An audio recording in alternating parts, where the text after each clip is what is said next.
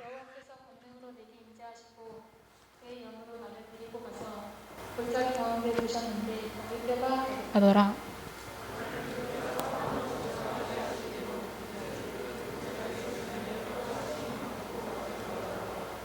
그가 내게 이르시되 인자야 이 뼈들이 능히 살 수 있겠느냐 하시기로 내가 대답하되 주 여호와여 주께서 아시나이다.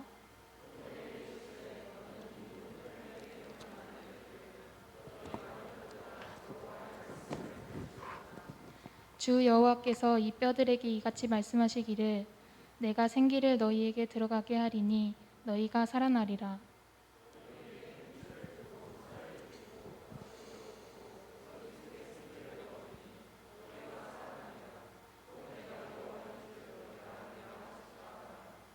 이에 내가 명령을 따라 대언하니 대언할 때에 소리가 나고 움직이며 이 뼈 저 뼈가 들어맞아 뼈들이 서로 연결되더라.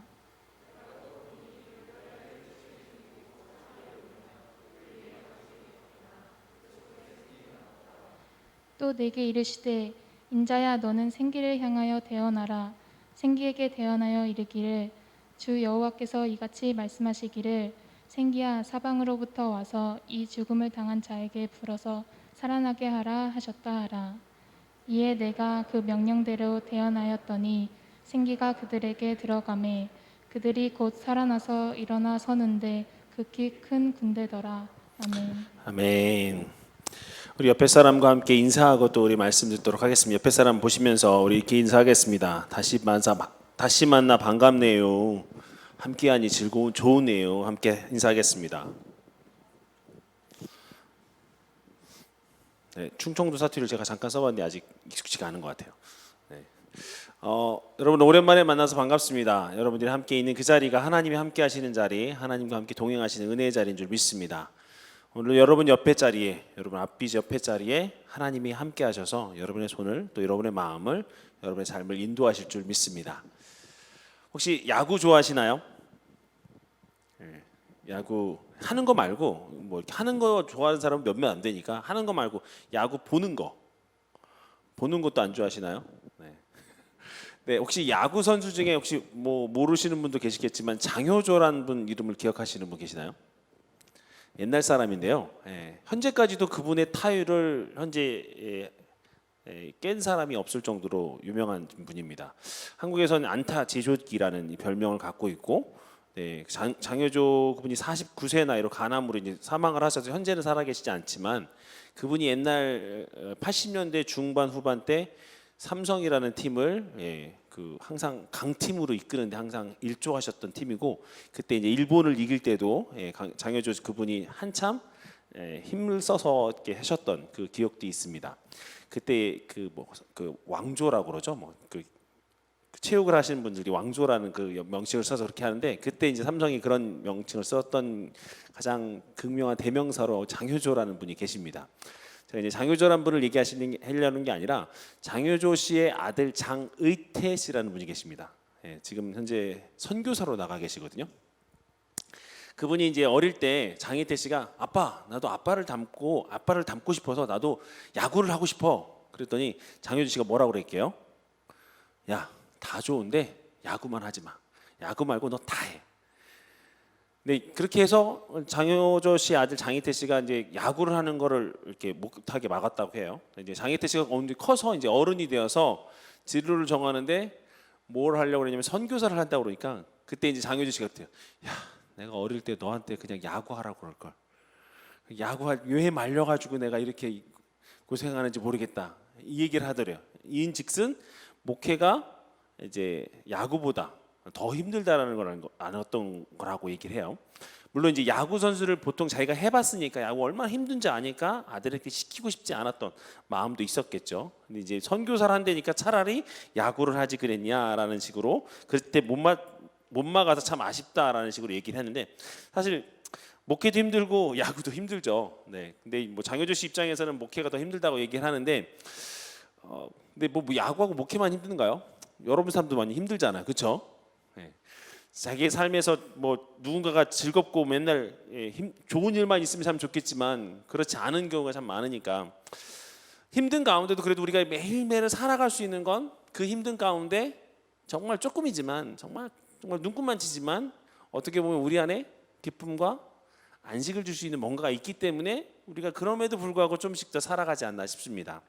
여러분 꼭 기억하셔야 될 건 여러분의 힘듦을 누가 아시죠? 하나님이 아시잖아요. 그렇죠? 여러분들의 어려움들, 고난과 근심의 걱정들 정말 하나님이 다 하실 줄 믿습니다. 그 마음을 기억하시는 여러분들 되셨으면 좋겠어요. 우리 옆에 분들 바라보시면서 다시 한번 인사할게요. 네 인생 힘든 거 하나님이 다 아셔. 힘내라. 한번 옆에 분들 격려해 주실까요? 한번 토닥토닥 또 해주시고 같이 격려했으면 좋겠습니다. 제가 이 얘기를 먼저 꺼냈던 건 세상에 살다 보면 쟤는 왜 이렇게 고생을 사서 하는지 몰라 이렇게 하는 사람도 있습니다. 그렇죠? 근데 그 사람한테 물어봐도 나 고생 내가 원한 적은 한 번도 없어 라고 얘기를 해요. 세상 태어난 사람 중에 내가 고생을 원합니다, 나 고생시켜주세요 라고 하는 사람 저도 봐도 한 번도 본 적이 없습니다. 이제 물론 간증 집회에서 뭐 어떤 분들이 이제 그렇게 얘기하시는 경우는 있지만 대부분 정말 고생이 막 인생이 계속 고생 가서 그런 걸 원하는 게 아니라 특별한 고생일 또 고난이란 도구를 하나님과의 뭐 소통이나 하나님과의 은혜 받는 창구로 쓰는 것을 알고 계신 분들이 이제 가끔 간증하신 경우는 있지만 진짜 고생을 좋아해서 고생이 즐거워서 고생이라는 것이 자기의 삶의 낙이어서 즐기는 사람은 사실 없다는 얘기죠. 근데 안타깝게도 이 고난이 이 고통이 찾아오는 인생은 참 많아요. 그리고 이 고난이 되풀이되는 인생은 정말 힘들어요.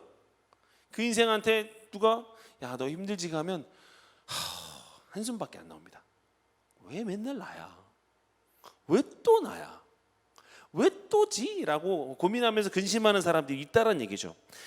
인간은 누구나 육체적, 영적, 또 마음적, 심적, 또 사회적 고통을 당하면요, 그게 장시간 길어지면 하나님에 대한 회의가 듭니다. 하나님에 대한 의심이 들어요. 대체 하나님 뭐 하시는 거지? 하나님 대체 나 보고 계신 건 맞아? 어떤 목사님 간증하다 하나님한테 욕했다고도 하더라고요. 여러분 바라보고 있는 목사님 그래요. 저 기도할 때 하나님한테 욕도 해봤어요. 너무 힘드니까 힘들어 죽겠는데 내가 지금 힘들어 죽겠는데, 물론 이제 그게 이제 정말 악에 받쳐서 하는 것보다 너무 힘들고 고통스러워서 그랬던 건데 하나님이 이제 은혜를 풀어주시긴 하셨는데, 오늘 본문에 나오는 에스겔이 사실은 그 사람입니다. 그런 삶을 살고 있는 사람이에요. 인생 가운데서 얼마나 힘들었냐면, 여러분 그럴 때 있잖아요. 내가 다 나랑 다른 길을 가. 나는 이 길이 맞다고 생각했는데 다 선택지를 보니까 쟤네들은 다 절로 가. 나 혼자야. 나 혼자인데 이거 내가 하는 거에 누가 잘한다 그래 너 열심히 해라는 것도 아니고, 욕은 제가 하긴 죄송하지만 아무튼 막 안 좋은 육두문자들이 날라오는 그런 상황들. 근데 나는 이게 옳다고 믿어. 그리고 나는 이 길을 계속 갈 거야. 근데 주변 사람들은 영 나와 다른 판으로 살아. 이질감, 분리, 뭔가 소통하지 못한 불통, 그 온전한 그런 같이 있지 못하는 공간 속에서 내가 있는 길이 옳다라고 생각하면서 가는 그게, 그 상황들, 그 여건들이 정말 힘들지 않을까 싶습니다. 그리고 내가 가는 길이 정말 주변 사람들, 왜냐하면 같이 사회를 살아가다 보면 이 사람들하고 곁껴야 될 일이 있거든요. 같이 풀어가야 될 문제들이 있거든요. 그럼에도 불구하고 그걸 못하고 있으니까 분통 터질 일이 더 많은 거죠. 내가 가치관과 내가 하는 삶의 방식이 전혀 다르니까. 그러니까 뭔가를 풀어내는 것도 어려운 거예요 지금. 그런 사람들을 살고 있는 그 당시에 지금 에스겔은 어떠했는지. 사람들은 절대절명이라고 하는데 에스겔한테는 절대절망의 시간이에요. 절대절망의 시간 동안 에스겔에게 찾아오신 하나님이 있었기 때문에 아마도 에스겔은 진짜 에스겔다운 삶을 살았을 거예요. 그리고 에스겔이 마지막 자기의 역량을 넘어서서 선지자로서 정말 이 바벨론 포로 시대에 정말 희망이 없는 그 시대에 선지자로서 살아가면서 이스라엘 백성들에게 선포할 메시지를 보면 아마 미치지 않고는 이걸 할 수가 없었을 거예요. 어떻게 이렇게 할 수 있었을까? 오늘 말씀을 보면서 한번 나눠봤으면 좋겠어요. 여러분 진짜배기 신앙생활을 할 때요, 여러분이 가짜라는 얘기가 아니라 여러분 신앙생활을 정말로 신앙생활을 할 때 신앙인의 마음까지는 두 가지 마음이 드는 게 정상입니다. 첫 번째는 우리가 가장 잘 알고 있는 하나님, 어떤 하나님? 사랑의 하나님. 그러니까 그 사랑의 하나님이 똑같이 우리 마음에 들어오셔서 우리 안에 사랑이 넘쳐야 되는 게 첫 번째 마음이고요. 두 번째는 우리 안에 사랑과 함께 공의가 있어야 돼요. 여러분, 사랑이 얼마나 이게 저울질하기 힘든 건지 아시잖아요. 네. 중심 잡기도 힘들고, 그렇죠? 내가 막 사랑한다고 해서 상대방이 다 사랑해주지 않잖아요, 그렇죠? 그러니까 사랑과 공의가 함께 어우러져야 성숙한 신앙으로 살아가요. 사랑을 얘기하면 사람들은 하나님의 뜻, 하나님의 메시지, 좋아 이렇게 얘기하는데요. 가끔 공의를 얘기하면 사람들이 정치적이다, 그런 거는 교회에서 잘 들어본 적이 없어라고 해요. 그러니까 문제가 뭐냐면 이렇게 세상이 흐르다 보니까 교회에서조차도, 특히나 신앙생활할 때도 개인 신앙으로 약간 고착화됐어요. 교회에서 얘기할 때 교회는 분명히 하나님의 나라와 하나님의 뜻을 선포해야 되는데, 어느 순간인가 교회가 너 구원받고 싶으면, 너 복받고 싶으면, 너 은혜 누리고 싶으면 너로 가요. 우리가 아니라. 또 우리라고 얘기할 때도 그 우리는 여기 안에 있는 우리예요. 저기 밖에 있는 세상까지 포함된 우리, 그 우리가 아니에요. 어느 순간 사랑이 약간 편협한 사랑이 되어버렸다는 거죠. 근데 저 하늘 위에 계신 하나님께서 이 땅을 바라보실 때 교회, 예뻐. 그리고 저기 있는 세상에 있는 교회 아닌 사람들, 지금 예배 드리지 않고 저기서 무심처리 돌아다니는 사람들, 에이 저 벌레 같은 이렇게 하지 않잖아요, 그렇죠? 하나님 눈에는 너무나 사랑스러운 당신의 백성들, 인간들이에요. 하나님 눈에 봤을 땐 똑같이 사랑이 공평하게 흘러가야 되는 거예요. 햇빛이 하나님이 만들어 놓고 해가 햇빛을 비춰줄 때 그 햇빛이 우리한테만 오는 게 아니라 믿지 않는 자들에게도 가잖아요. 하나님의 사랑은 공평하거든요.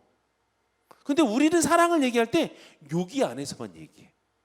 어느 순간인가 사랑이 우리끼리 잘 묻고 살고 사는 이 사랑만 얘기하다 보니까 하나님의 공의, 즉 좀 더 심각하게 표현하면 하나님의 나라와 하나님의 의에 대한 개념들은 교회에서 선포되지 않아요.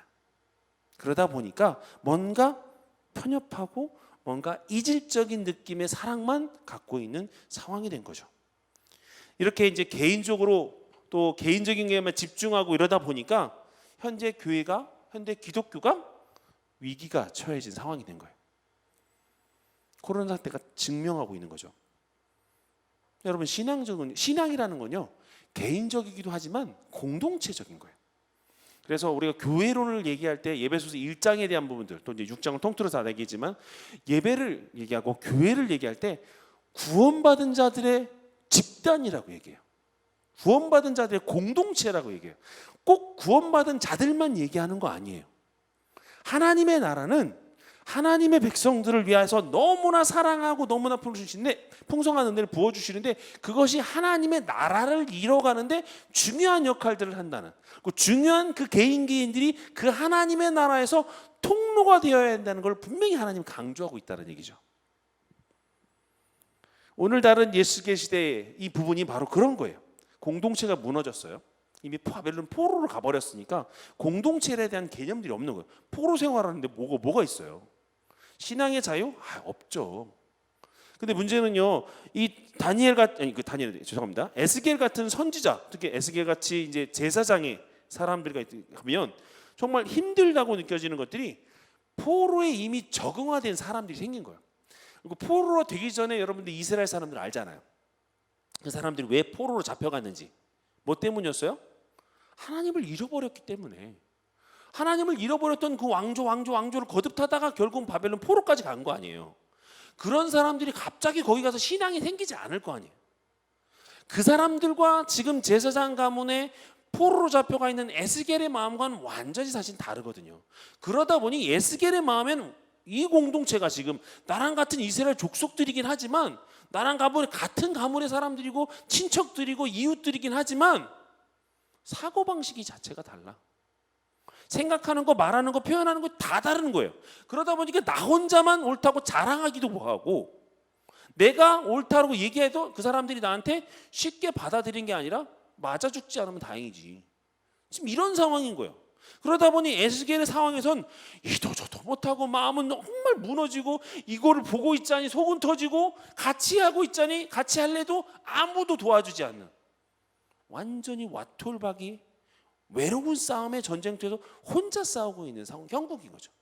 그게 지금 에스겔의 내용이에요. 근데요, 그 에스겔이 얼마나 갈급한 마음으로 기도했는지 하나님이 그 고통을 너무 잘 알아주셨는지 모르겠지만 하나님께서 오늘 그에게 이제 환상을 보여주시는 거죠. 그죠? 생기를 통해서 회복될 것이라는 환상을 보여줘요. 근데 에스겔이 선포하는 메시지를 보면 그가 스스로 자랑한 게 아니라 받은 말씀대로 하는 거야. 받은 말씀대로. 그게 중요한 거죠. 나중에 에스겔 47장에 보면 성전 문에서 물이 흘러나와서 온 세계가 다 잠들어가는, 이게 결국은 무슨 얘기냐면 하나님의 성령에 충만하면 온 땅을 다 적셔서 모든 사람이 성령에 충만한 사건으로 회복시킨다라는 메시지까지도 받아요. 그런 에스겔의 믿음과 확신은 말씀의 기초이기 때문에, 특히 환상으로 기초에 보여주신 그 말씀 때문에 에스겔은 절망하지 않을 수 있었던 거예요. 다른 사람 다 뭐라 그래도 하나님이 그에게 말씀을 주시고 하나님이 그에게 비전으로 환상을 주시니까 다 견뎌낼 수 있었던 거죠. 오늘 우리 시대를 보면서 에스겔의 믿음의 모습이 우리에게 정말 중요하지 않는가 싶어요. 사랑하는 여러분, 여러분 삶에 분명히 고통이 있고 고난이 있는 거 압니다. 그런데요, 오늘 이 말씀을 듣고 여러분 지지 않으셨으면 좋겠어요. 고통에 지지 않으셨으면 좋겠어요. 에스겔을 통해서 여러분이 고통의 고난에 대해서 지지 않고 견뎌내실 수 있는, 특히 그 모든 것들을 내 힘과 내 지혜가 아닌 하나님이 부어주신 은혜로 이겨내시는 여러분들 되시기를 주님의 이름으로 축원드립니다. 자, 우리가 지금 코로나라는 문제가 지금 우리 영적으로뿐만 아니라 이제 사회적, 육체적, 여러분 환경적인 부분에서 곳곳에도 튀어나오는 문제로 있어요.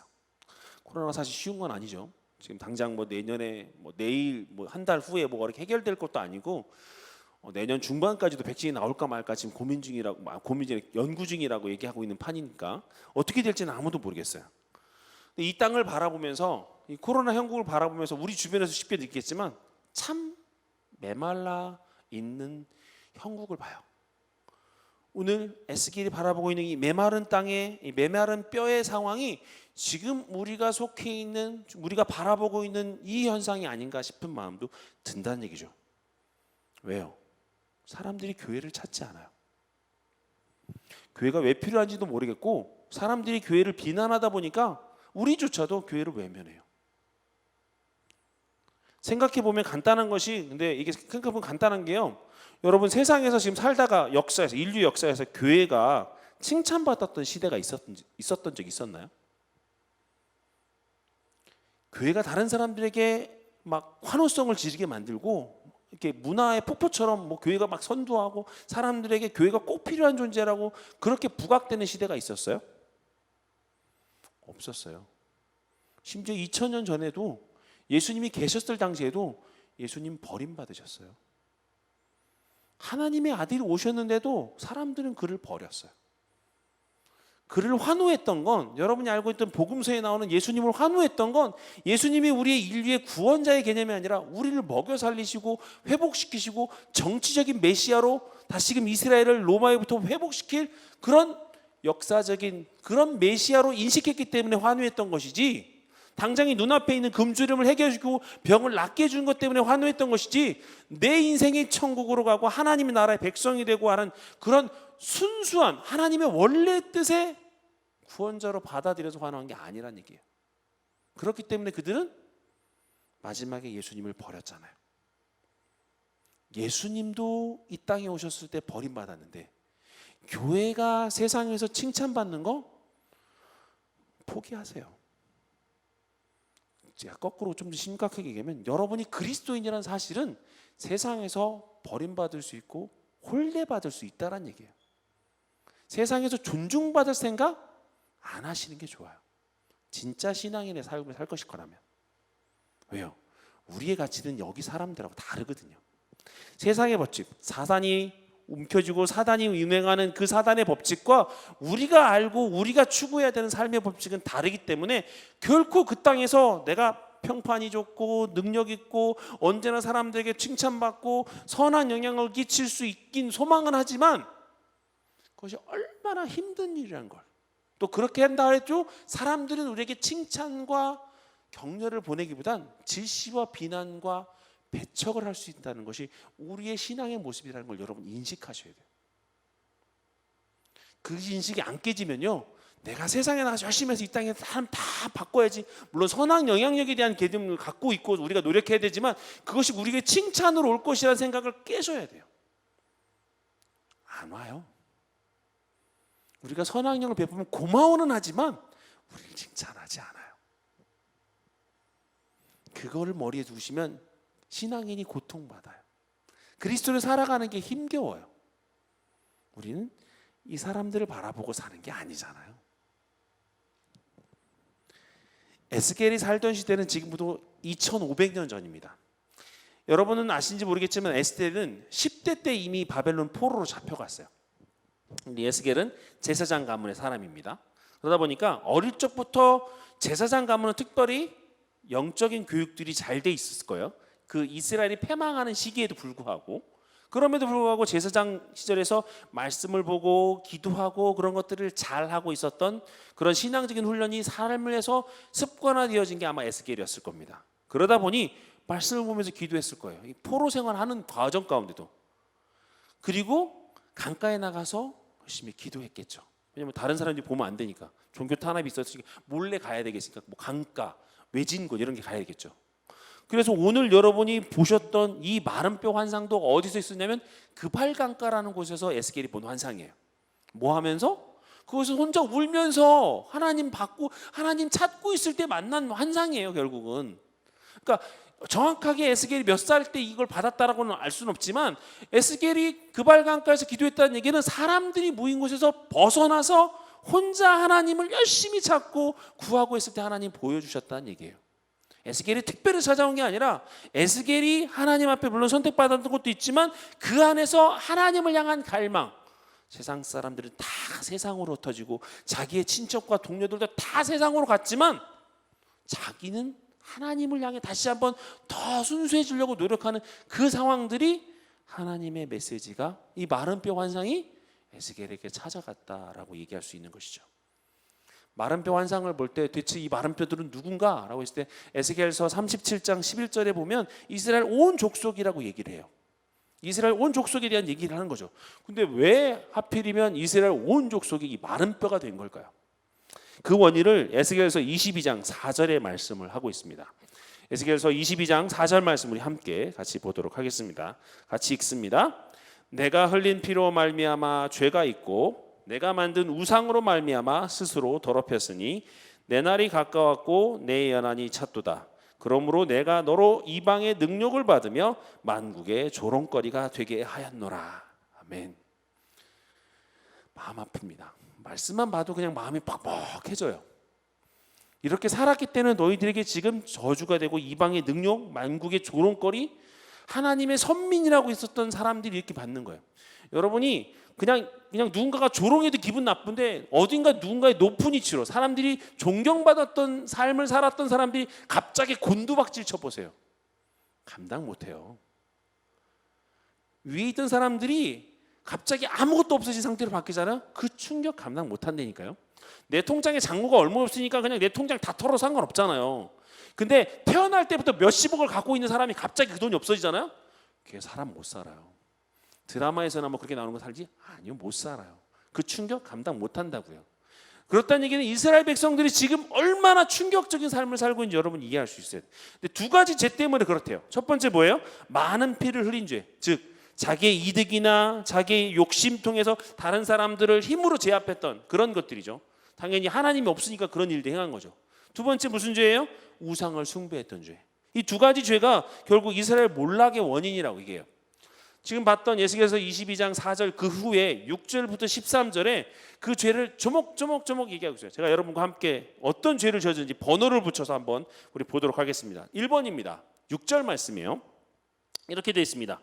이스라엘의 모든 고관은 각기 권세대로 피를 흘리려고 내 가운데 있었도다.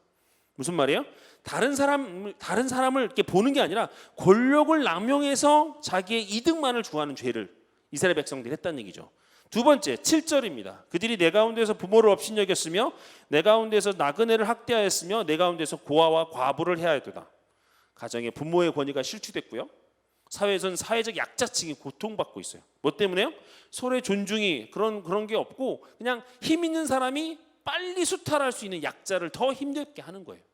저 약한 자를 쥐어짜서 자기의 욕심을 채우고 있는 상황인 거죠. 세 번째 8절입니다. 너는 나의 성물들을 업신여겼으며 나의 안식일을 더럽혔으며. 속된 것과 영적인 것에 대한 분별력을 잃어버리니까 주일이 무너진 거예요. 안식일이 무너진 거예요. 하나님 앞에 예물 드리는 것도 다 무너진 거예요. 하나님 중심이 아니라 자기 생각과 자기 삶이 중심으로 서버린 거죠. 오늘날과 똑같죠. 여자친구랑 놀러 가야 되니까 오늘 예배는 패스. 마찬가지죠. 여러분 똑같이 생각하지 않나요? 그 정도는 받아들일 정도 되나요? 제가 보기에는 비슷합니다. 별반 다르지 않아요. 10절과 11절 네 번째 보면 내 가운데 자기 아버지의 하체를 드러낸 자도 있었으며 내 가운데 월경하는 부정한 여인과 관계하는 자도 있었으며 어떤 사람은 그 이웃의 아내와 가정한 일을 행하였으며 어떤 사람은 그의 며느리를 더럽혀 음행하였으며 내 가운데 어떤 사람은 그 자매 곧 그 아버지의 딸과 관계하였으며. 지금 봐도 사실은 추악한 음란의 죄들이 너무 많아요. 어떻게 저런 죄가 2500년 전에도 있었는지 모르겠어요. 그만큼 더러움, 즉 성의 더러움은 인류 역사상 아주 진짜 지독한 거예요. 성에 중독돼서 세상의 관계, 질서, 사람의 존중 가치가 아니라 욕심에 추구하는 완전히 뭔가 뒤집혀버린 인생들로만 살아가고 있는 그 모습인 거죠. 다섯 번째 12절입니다. 내 가운데 피를 흘리려고 뇌물을 받은 자도 있었으며 내가 변돈과 이자를 받았으며 이익을 탐하여 이웃을 속여 빼앗았으며 나를 잊었도다. 폭력, 살인이 난무하고요. 뇌물수수가 버젓이 자행되고 부끄러운 줄 모릅니다. 사기와 폭리, 이리 추리하는 것들이 너무나 많은 거죠. 사람이 아니라 돈이 우선되다 보니까 재물을 향한 욕심과 도가 넘다 보니까 사회 경계가 무너지는 상황이 생긴 거예요. 자, 여러분 이 땅 살아가시겠어요? 이런 땅에 여러분 사시겠어요? 이런 땅이라면 여러분 살만한 가치가 있고 여러분 꿈을 꾸실 수 있는 가치가 여러분 그럼 욕심이 또는 소망이 되십니까? 에스겔은 이렇게 더럽고 추악한 모든 사람들의 모습을 하나님의 말씀인 사라진 사람들이라고 얘기했어요. 그리고 특별히 문제가 됐던 건 이 사람들이 영적으로 죽은 사람이라고 표현했어요. 무슨 말이냐면 이 사람들은 자기가 지금 죄를 저지르고 있다는 영적 감수성도 없어요. 그냥 이 땅 살아가야 되니까 죄가 비리 저질러서 저 높은 자리에 올라가니까 나도 뭔가 쓰셔서 올라가야지. 제가 저렇게 그냥 음란한 행위하고 있으니까 나도 욕심이 뒤집혀서 저렇게 해야지 하고 있는. 남들이 다 하고 있는데요. 뭐 저도 하면 안 될까요? 나도 그냥 다른 사람 다 하니까 하는데요. 제 친구가 저 하는데 같이 하는 거죠 뭐. 이렇게 내가에 대한 죄의 자각성이 없고요. 내 삶에 대한 죄의 자각성이 없고 그냥 같이 죄의 구렁텅에서 굴러지는 거예요. 그걸 에스겔은 영적으로 죽은 사람들이라고 얘기하고 있는 거죠. 죽은 사람들이 무슨 생각을 합니까? 그렇죠? 죽은 사람들이 무슨 배려하고 관심이 있겠어요? 다른 사람이요? 영적으로 깨어있는 사람이나 하지. 다른 사람들 배려하는 거 영적으로 죽은 사람들은 못해요. 자기 욕심 채우기 바쁘지. 뭔가 쉬어있는 사람들은 여러분이 혹시라도 중독된 사람들, 광기 어린 사람들 본 적이 있는지 모르겠는데 뭔가 쉬어있는 사람들은요 아무도 못 말려요. 그렇게 살게끔 되어 있는 것처럼 살아가요. 그게 완전히 누군가에 의해서 정말 큰 망치로 뚱 맞지 않는 한 그렇게 살아가고 있다는 거죠. 근데 이게요 여러분들 아까 봤던 22장 6절부터 13절까지 쭉 나온 제목들 여러분 2500년 전에만 있는 게 아니라 지금 어디 있어요? 지금도 있잖아요. 지금도 우리 모습에서 이 모습 다 있잖아요. 코로나 여파가 있긴 하지만 자영업자도 얼마나 요즘 살기 힘들다고 해요. 매일 폐업부터요 요즘. 용암동 거리 지금 맛집 거리 예전에 한번 밥 먹으러 한번 다 문을 닫았어. 이 골목까지 다 닫은 거 보니까 진짜 심각해지는 상황이 되더라고요. 그 사람들, 그 문을 닫는 가게 주인들의 마음은 어떻겠어요? 세상이 아무리 많고 어렵다고 그 특별히 많아지는, 소외되고 어려운 사람들 보는데요. 그 많은 사람들 예전에는 도움의 손길이라도 있었는데 이제는 다 외면해요. 나 힘들다는 이유로 서로 그냥 매몰락쳐요. 인터넷 사이트를 보면 너무나 보기 민망할 정도로 외설 사진들이 가득 채워져 있어요. 인터넷 게임을 하다가 실제로 범죄로 이어지는 경우도 많이 봐요. 가상과 현실을 구분을 못하다 보니. 로또 1등 당첨된 곳 여러분 몇몇 곳이 있거든요. 그런 로또 1등들이 나온 상점들, 가게들. 근데 여러분 그날 주말에 혹시 보신 적 있어요? 한 200m 줄 서 있어요. 그 집에 가서 하나를 꺼고 나도. 뭐 때문에요? 한 방만 있습니다. 인생 한 방이다. 그 유혹에 못 이겨서 거기 가서 줄 서갖고 살려고 하는 거예요. 이렇게 된 세상이 바로 우리가 사는 곳이에요. 여기서 만약에 속된 것, 영적인 것을 구분하는 영적 테스트를 한다면 여러분 몇 점이나 받으시겠어요? 이건 속되고 이건 영적이다라고 했을 때 여러분 이건 속된가? 이건 영적인가라고 했을 때 여러분 몇 점 정도 받으실 수 있을 것 같아요? A 학점 받으실 수 있으시겠습니까? 하나님께서는 이런 한심한 영혼들과 한심한 세상을 향해 메마른 뼈의 환상을 보여주고 계세요. 사실 오늘 에스겔이 본 이 환상은 에스겔에만 보여준 것이 아니라 하나님께 보여주신 큰 계획인 거예요. 우리 37장 1절 말씀 우리 다시 한번 같이 읽어볼까요? 37장 1절 같이 한번 읽겠습니다. 시작. 여호와께서 권능으로 내게 임재하시고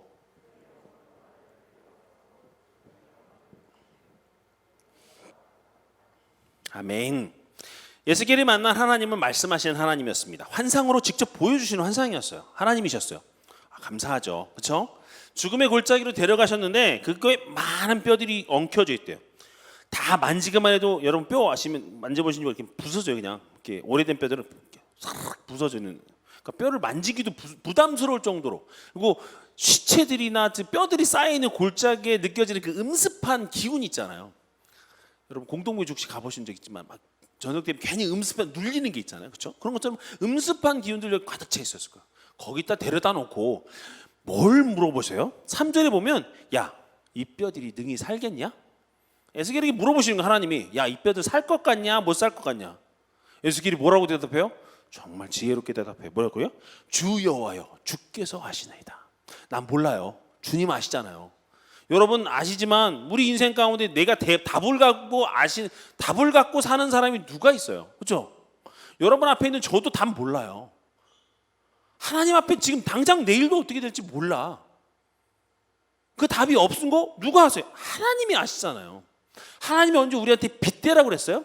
아니요. 내가 준 빚을 가지고 빚처럼 흉내내라고 그랬어요. 빚처럼 행하라고 그랬지 빚이 되라고 얘기한 적 없어요. 그런데 하나님이 왜 에스겔을 그 죽음의 골짜기로 데려가신 걸까요? 이유를 궁금하시죠? 왜 그냥 그발강가에서 하면 되는데 왜 꼭 환상으로 죽음의 골짜기를 데려가셨을까? 여러분 하나님 만나고 싶지 않으십니까? 하나님 만나고 싶으신 분들은 오늘 이걸 기억하셔야 돼요. 우리가 언제 하나님을 만나는지. 우리 자신이 죽으면 하나님을 만날 수 있어요. 무슨 말이냐면요, 내가 내 죄에 대해서 절망할 때, 내가 아무런 능이 없고 힘이 없다고 탄식하고 울부짖을 때 하나님 만나실 수 있어요. 하나님 만난 사람은 알아요. 제가 무슨 말 하는지. 에스겔이 만난 하나님은 강력한 하나님의 역사이기도 하지만 그 전에 그발강가에서 엎드려서 기도하는 에스겔의 모습을 상상해 보셨으면 좋겠어요. 고통, 고난뿐이에요. 희망이 없어요. 매일 반복되는 힘든 상황 가운데 자포자기하고 싶은 마음뿐이에요. 그때 고백하는 거죠. 하나님, 아니 아버지, 나 못해요. 아무것도 없어요. 주님 도와주시면 좋겠어요. 그 울부짖는 그 마음에 하나님 죽음의 골짜기를 통해서 만나주시는 거예요. 자, 전제는 죽음의 골짜기입니다. 전제는 아무것도 없는 그냥 정말 우리의 마이너스 인생 같은 고통의 현장이죠. 그러면 왜 하나님은 그 죽음의 골짜기에서 마른 뼈의 환상을 보여주셨을까? 자, 우리가 현실을 볼 때 마른 뼈처럼 보이는 경우들 있죠. 자, 이걸 기억한다면 여러분 꼭 이 말씀을 기억하셨으면 좋겠어요. 에스겔서 37장 5절과 6절, 우리 여러분이 오늘 읽었던 5절과 6절 말씀입니다. 제가 빠르게 읽어볼게요. 주 여호와께서 이 뼈들에게 이같이 말씀하시기를 내가 생기를 너에게 들어가게 하리니 너희가 살아나리라. 너에게 힘줄을 두고 살을 입히고 가죽을 덮고 너에게 생기를 넣으리니 너희가 살아나리라. 아멘.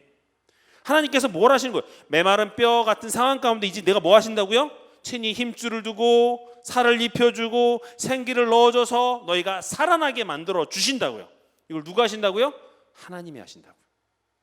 내가 너를 통해서 하신다는 게 아니라 하나님이 직접 이 일을 행하신다고, 너는 그냥 보기만 해. 내가 하는 거, 내가 이렇게 할게 라고 얘기해 주시는 거예요. 야, 이 뼈들 어떻게 될 거야? 몰라요. 아버지 아시잖아요. 그럼 내가 이렇게 할게. 넌 그냥 보기만 해 라고 얘기하시는 거예요. 무슨 말씀이에요? 왜 이렇게 하신 거예요? 야, 너 상황, 너의 지금 상황, 너의 인생, 너의 상황, 너의 세계 다 메마른 뼈처럼 그런 상황이고 힘들고 어렵다 하더라도 하나님이 함께 하시면 소망이 있어. 현실이 아무리 소망이 없고 절망적이라도 하나님께 능력이 있는 줄 믿어. 여러분, 하나님이요 회복하신대요. 근데 뭘로 하시냐면요, 말씀을 통해 하세요.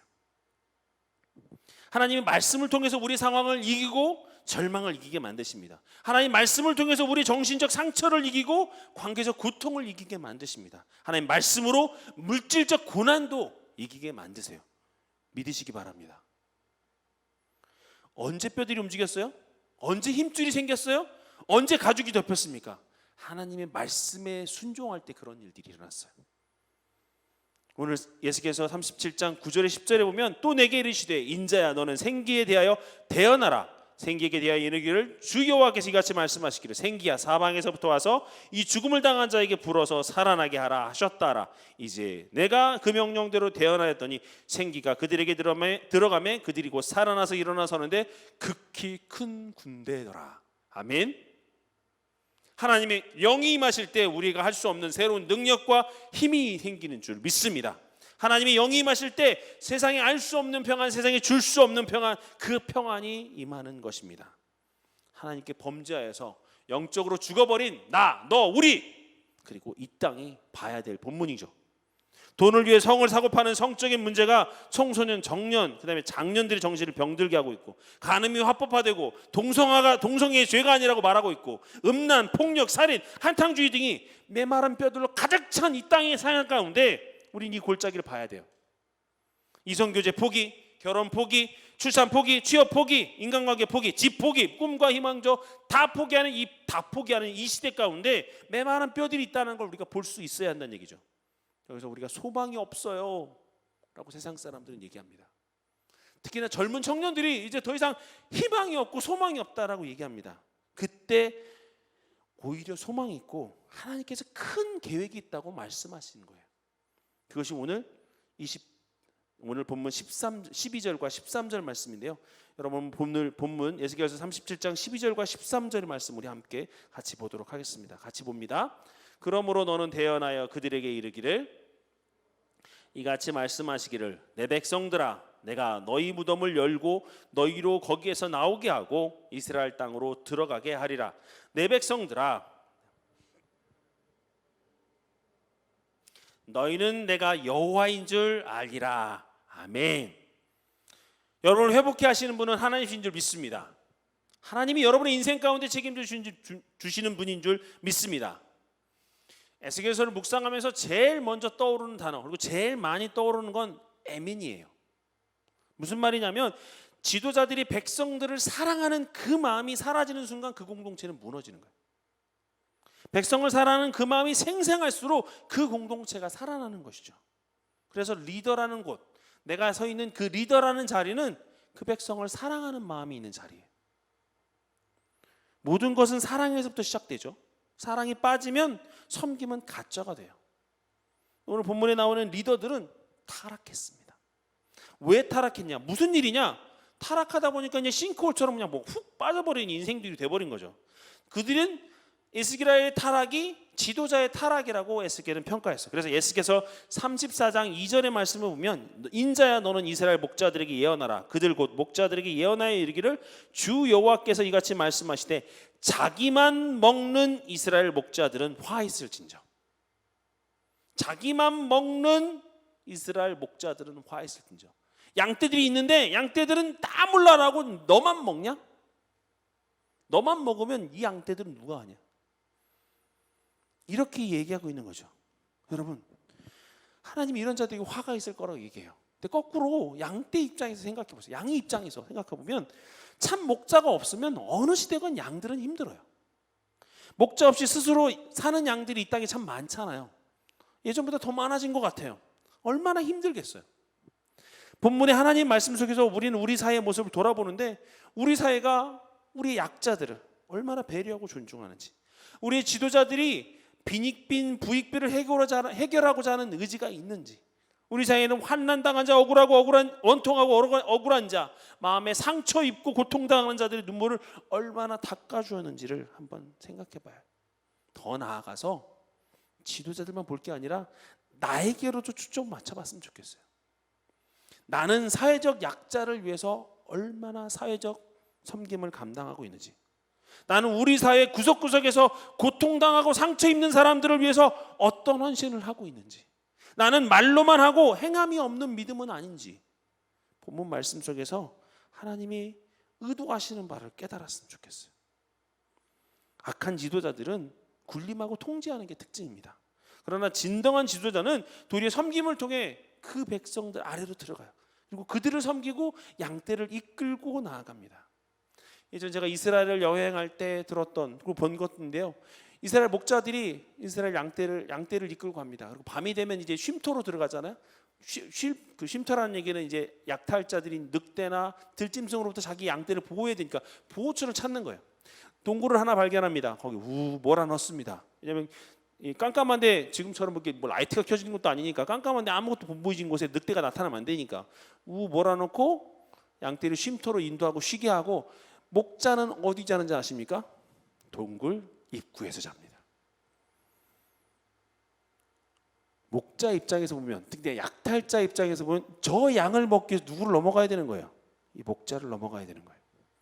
양의 입장에서 보면 내가 늑대를 만나기 전에 누구를 먼저 만나는 거야? 이 목자가 가려주고 있는 거예요. 참 목자라는 건 이런 거예요. 내 목숨이 먼저, 내가 우선 위험한 이게 아니라 내가 지키는 양떼의 목숨을, 내가 지키는 그 양떼의 생사가 나에게 더 중요한, 그게 목자인 거죠. 이게 아니면 거짓 목자죠. 양떼 저기 갔다 자기 제일 안쪽에, 동굴 안쪽에 자고 있으면 거짓 목자예요. 사랑하는 여러분, 이렇게 세상이 어렵다고 하고 이렇게 세상이 고통스럽다고 한다면 정말 우리 그리스도인들은 이런 상황 가운데서 어떤 자세로 살아가야 할까요?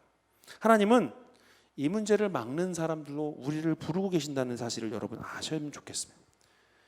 약자들을 세우는 일을, 고통당하는 자를 찾아가서 위로하고 진심을 다하 기도해 줄 수 있는 일을, 또 주변에 내가 섬길 무언가가 있는 것을 찾아다는 일을. 예전에 제가 청년부 생활할 때 저희는 한 달에 한 번씩 고아원을 방문해서 봉사했던 적도 있고 양로원들을 방문해서 봉사했던 적도 있어요. 우리 주변에 연약한 자들은요, 시간이 지났는데 여전히 많아. 왜? 그 사람들은 누가 뭐 해결해 주지 못한 고민들과 근심들이 있다 보니까 똑같은 거예요. 신문을 봐도 코로나 때문에 더 힘들어져서 어려움 당하는 장애우들의 상황들이 더 많이 올라오더라고요. 여러분, 참된 지도자가 없는 세상은 정말 암흑으로 바뀌는 상황들이 더 많아요. 더 깜깜해지는 것 같아요. 근데 꼭 기억하세요. 빛은요, 어두울 때 더 잘 비쳐요. 더 잘 보여요. 무슨 얘기냐면 그리스도인이라는 존재는 암흑과 같은 세상에 있을 때 더 빛된 존재로 살아갈 수 있다는 거예요. 우리가 평상시에 다른 사람 다 잘할 때 우리 잘해봐야 사실 별로 없어요. 다 못할 때, 다 세상으로 돌아가고 다 이기적으로 바뀔 때 우리가 빛센 존재로 바뀔 수 있다는 거죠.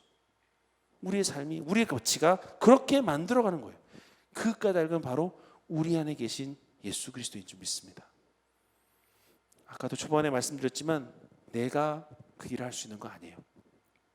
내 안에서 그렇게 목자의 선한 목자의 삶을 살아가는 거 예수 그리스도와 내 안에 계시기 때문에 가능한 겁니다. 그 예수님 때문에 우리가 삶이 빛된 존재로 바뀌어져 가는 것이고요. 우리가 그저 예수님과 동행할 뿐으로 우리는 살아가야 할 것입니다. 목자가 없으므로 방황하는 이스라엘 향해서 하나님께서 우리에게 놀라운 약속을 해주세요. 에스겔서 34장 10절 말씀에 이렇게 말씀하고 계십니다. 주 여호와께서 이같이 말씀하시되 내가 목자를 대적하여 내 양떼를 그들의 손에서 찾으리니 목자들이 양을 먹이지 못할 뿐 아니라 그들이 다시는 자기도 먹이지 못할지라 내가 내 양을 그들의 입에서 건져내어서 다시는 그 먹이가 되지 아니하게 하리라.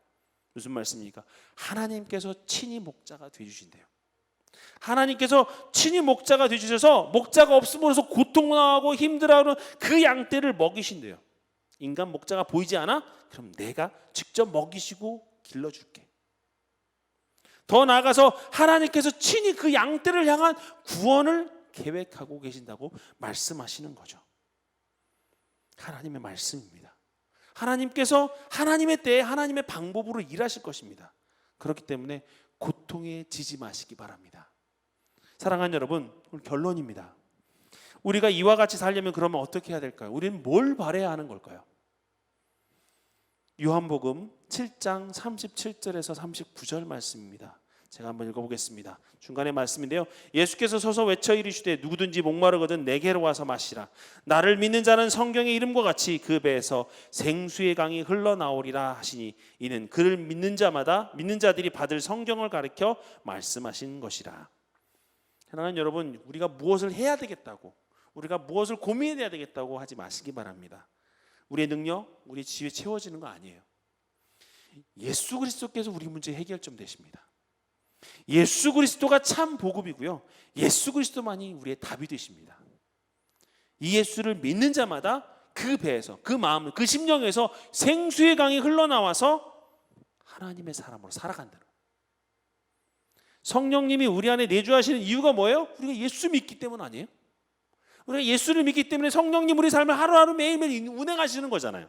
그렇다는 얘기는 성령님이 함께 하신다는 거고, 성령님이 우리를 통해서 우리의 마음을 새롭게 하고 우리 강력하게 역사서 하나님의 온전하시고 기뻐하신 뜻이 무엇인지를 알게 하시는 거, 예수 믿는 우리의 삶이 중요하다는 거죠. 그렇기 때문에 우리가 살고 있는 영적 가문, 이 황폐한 이때를 여러분 꼭 기억하십시오. 우리는 겸손함으로 다시 돌아와야 해요. 주님께서 우리의 삶을 채우십니다. 주님께서 우리의 일상을 인도하시고 주님을 통해서 우리의 삶의 생수가 넘쳐흐르도록 우리를 함께 인도하십니다. 우리를 통하여 하나님의 생기가 더 많은 곳으로, 죽어가는 우리의 이웃을 향해서 더 많이 흘러갈 수 있도록 우리가 사용되어져야 할 것입니다. 우리를 통하여 하나님의 나라와 하나님의 공의와 하나님의 사랑이 이 땅 구석구석 가운데 흘러갈 수 있도록 하나님이 기뻐하시는 땅으로 백성들로 만들어지기를 소망합니다. 그런 하나님의 소망을 온전히 이루어가시는, 그렇게 온전히 사용되어지시는 이 고통의 시대에 하나님의 대안이 되는 사람들이 되시기를 주님의 이름으로 축원드립니다. 우리 함께 같이 기도하도록 하겠습니다.